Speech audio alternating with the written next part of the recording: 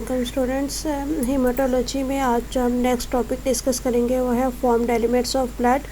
Last lecture में हमने पढ़ा था कि ब्लड जो है वो एक कनेक्टिव टिश्यू है और इसके टू कंपोनेंट्स हैं, एक्स्ट्रा सेलुलर फ्लूइड है और सेलुलर एलिमेंट्स है। ठीक है, तो जो सेलुलर एलिमेंट्स हैं उनको हमने फॉर्म्ड एलिमेंट्स का नेम दिया था, जिसमें इसके सारे जो सेल्स हैं वो इंक्लूड हैं। तो इन सारे सेल्स को हम जो है वो स्टेप बाय स्टेप उनका इंट्रोडक्शन डिस्कस करेंगे, बहुत ज़्यादा डिटेल में डिस्कशन नहीं है। फर्स्ट जो हमारे पास आज सेल है वो है रेड ब्लड सेल यानी कि एरिथ्रोसाइट्स।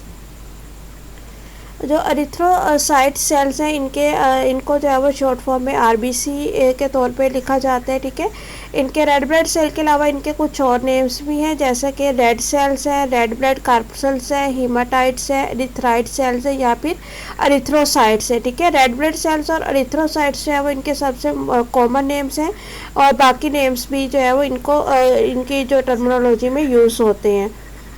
जो वर्ड है एरिथ्रोसाइट वर्ड जो है वो एक ग्रीक लैंग्वेज का वर्ड है, एरिथ्रोस। ठीक है, एरिथ्रोस का मतलब है रेड और साइटोस को ग्रीक लैंग्वेज में है, इसका मीन है होलो वेसल्स। ठीक है, लेकिन मॉडर्न में जो वर्ड है साइट, इसको जो है वो साइट्स को सेल के मायने में लिया जाता है।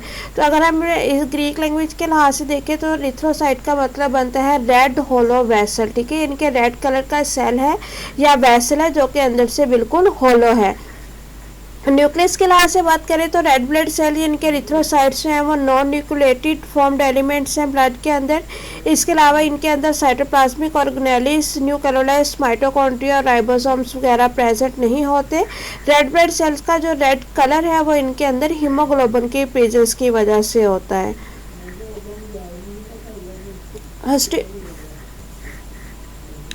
हिस्टोरिकल बैकग्राउंड अगर हम देखते हैं रेड ब्लड सेल का, ठीक है, साइंटिस्ट थे जॉन स्वैमडम। ठीक है, जॉन स्वैमडम ने 1658, ये एक डच बायोलॉजिस्ट थे, 1658 के अंदर इन्होंने जो है वो रेड ब्लड सेल्स को डिस्कवर किया था और इन्होंने इसको नेम दिया था रेडी ग्लोब्यूल्स का।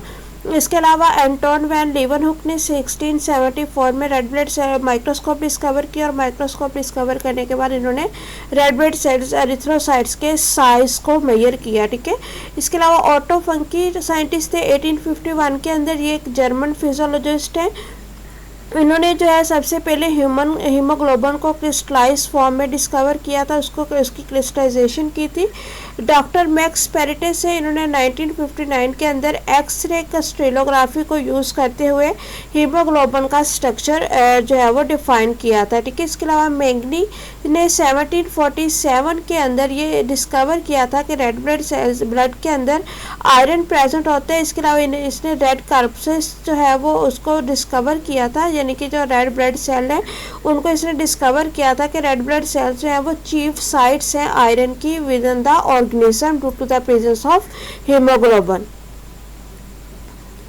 जनरल फीचर्स में देखें जी, डिमेंशंस की अगर हम बात करते हैं तो डिमेंशन में इनका शेप, साइज, थिकनेस और वॉल्यूम वगैरह आ जाता है। शेप जो है इनकी वो बाई कनकेव शेप है, जैसे आप ये देख सकते हैं जिस तरह के दो कनकेव लेंस जो हैं वो एक दूसरे के ऊपर रखे हुए हों, इस तरह से बाई कनकेव शेप है। ठीक है, और इनकी जो बाई कनकेव शेप है वो इनको हेल्प करती है इनकी फ्लेक्सिबिलिटी में, एक्सचेंज ऑफ गैसेस में और इनके अंदर जो टेंसाइल है, जो टेंशन है उसको मिनिमम करने में।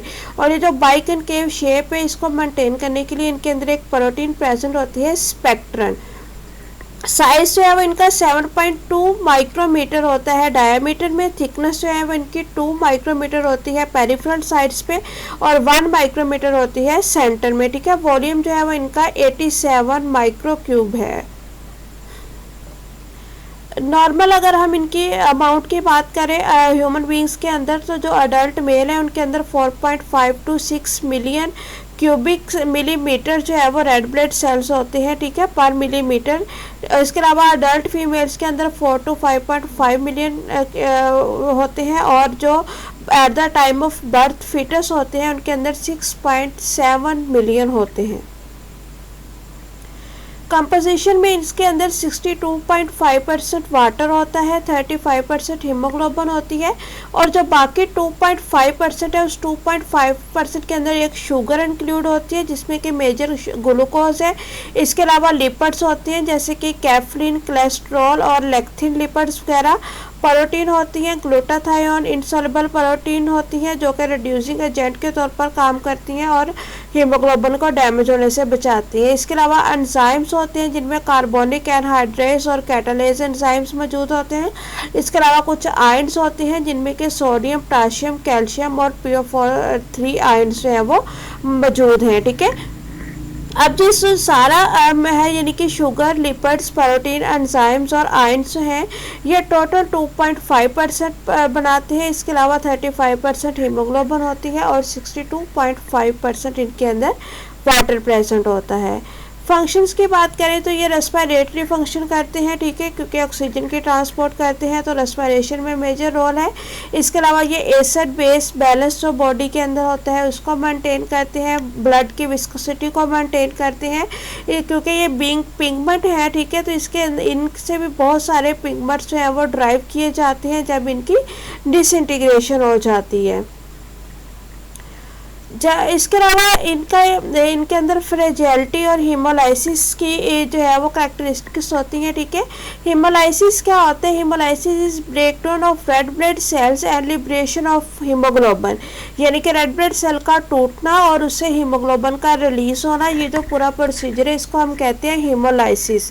और फ्रेजिलिटी क्या होती है कि किसी भी रेड ब्लड सेल की सस्पेक्टेबिलिटी क्या है, यानी कि उसके चांसेस क्या है, उसके अंदर कितनी एबिलिटी है कि वो हीमोलाइसिस कर सकता है, अपने आप को तोड़ सकता है और तोड़ने के बाद वो जो है वो हीमोग्लोबिन को इजीली रिलीज कर सकता है, यानी कि उसकी जो कैपेबिलिटी है अपने आप को तोड़ने की और हीमोग्लोबिन को रिलीज करने की वो फ्रेजिलिटी है। और ये जो पूरा प्रोसीजर है इसको हम हीमोलाइसिस का नेम देते हैं।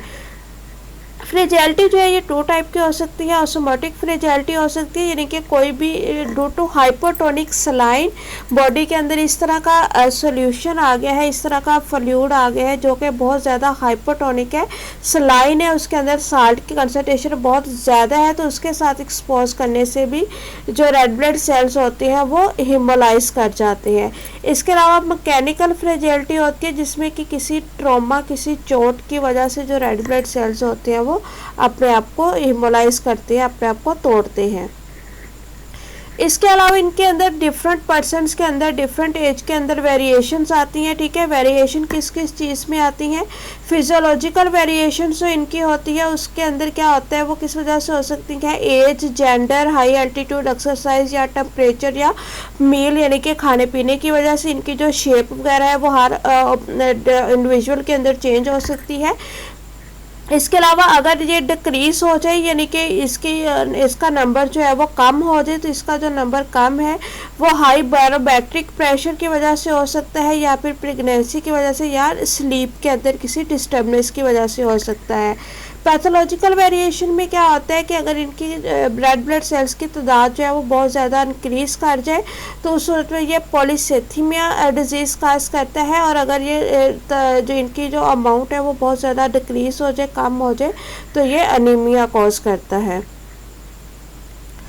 इसके अलावा इनकी शेप के अंदर वेरिएशन आती है, डिफरेंट शेप्स बन जाती हैं, जैसे कि क्रेनेशन है। क्रेनेशन में ये श्रिंकेज की वजह से या हाइपरटोनिक सोल्यूशन के अंदर साथ अगर ये एक्सपोज हो जाए जिसके अंदर साल्ट की कंसंट्रेशन बहुत ज़्यादा हो तो ये श्रिंक कर जाता है, इस फॉर्म में जो है वो सुकड़ जाता है, जिसको क्रेनेशन शेप कहते हैं। ठीक है, स्फेरोसाइटोसिस होती है अगर ये हाइपरटोनिक कंडीशन में चला जाए जिसकी वजह से ये सोल्यूशन को बहुत ज़्यादा अब्जॉर्ब कर लेता है और ग्लोब्यूलर यानी कि एक फूली हुई स्वेल शेप में आ जाता है। एलिप्टोसाइटोसिस होती है जिसमें ये एलिप्टिकल शेप में, जैसे कि आप ये देख सकती है कि बाकी सारे सेल्स नॉर्मल शेप के और ये वाला सेल जो है ये एलिप्टिकल शेप में है। ठीक है, इसके अलावा सिकल सेल यानी कि क्रिसेंट शेप में चांद की तरह की इसकी दराती की तरह की शेप बन जाती है। पकीलियोसाइटोसिस है जिसमें ये फ्लास्क, हैमर या किसी भी कोई भी इरेगुलर अनयूजुअल शेप के अंदर आ सकते हैं।